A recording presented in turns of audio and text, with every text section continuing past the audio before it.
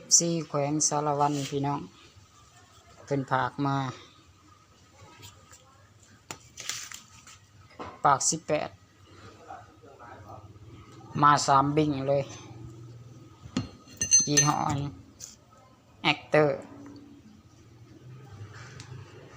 แม่เล็กเครื่อง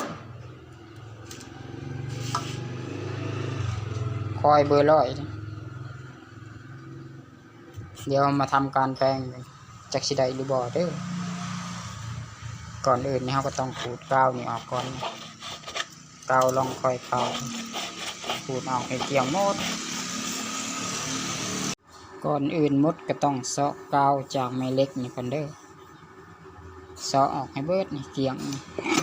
ทางนี้คือกันเซาะออกต้องใช้เวลาหน่อยหนึ่งตัวนี้โดยการเอามีดกับคอนตีนี่เซาะค่อยๆต่อค่ายคือแบบคนแกะสลักเนี่ยการเอาสิแกะจิ้มออกเลยมันบ่ออกเพราะว่ากาวนี่มันแข็งเด้อเซาะออกเลยจืดเด้อว่าเบื้องได้เป็นพื้นเบื้องได้เป็นเทิงอันนี้นี่เป็นพื้นสร้างสิเขียนใส่ว่า A เด้อทีนี้บอกว่า A รุ่นนี้นี่เอาออกเบิด2เบื้องก็ได้รุ่นนี้เพราะว่ามันมีร่องมันอยู่เด่นเวลาเอาเข่าเมียงเลยแกนมันสิต่ำกับตัวนี้นี่แกนในนี่ไม่เล็กใหญ่ไม่เล็กเต็มเด้อตัวนี้เด้อแกนมันสิต่ำมันบ่ชุไม่เล็กเต็มตัวนี้ต้องใส่ความละเอียดสูงตั้งเทียงใส่ความละเอียดสูงก่อนที่ใส่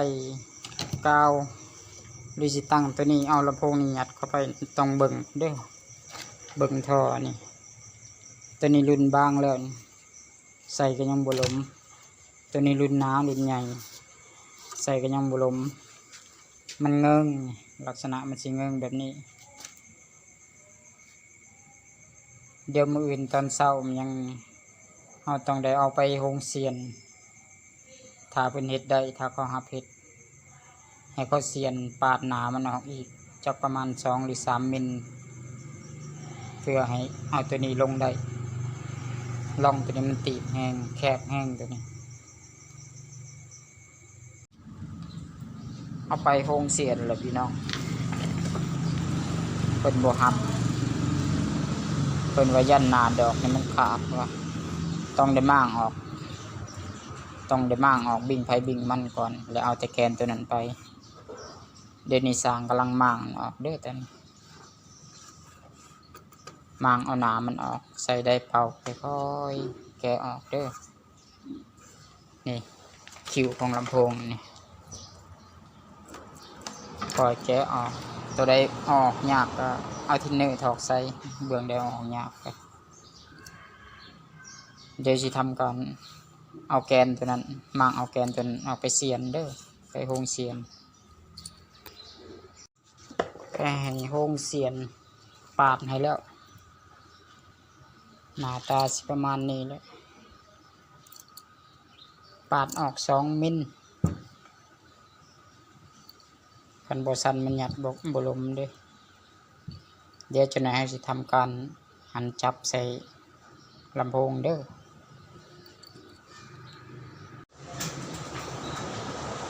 แล้วสมบูรณ์พี่น้องหลังจากใส่คอยใส่ผ้าปิดติดกาวทิ่มไว้คืนหนึ่งเดี๋ยวเอา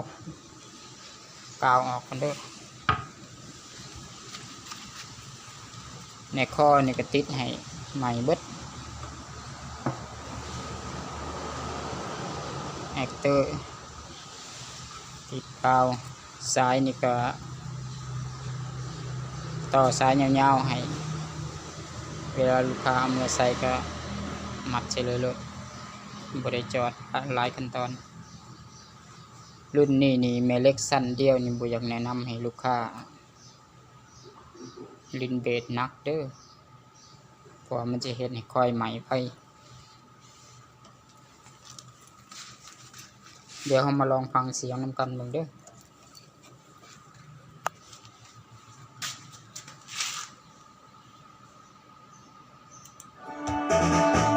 สวนนอนแห่งนี้นี่เป็นฐานที่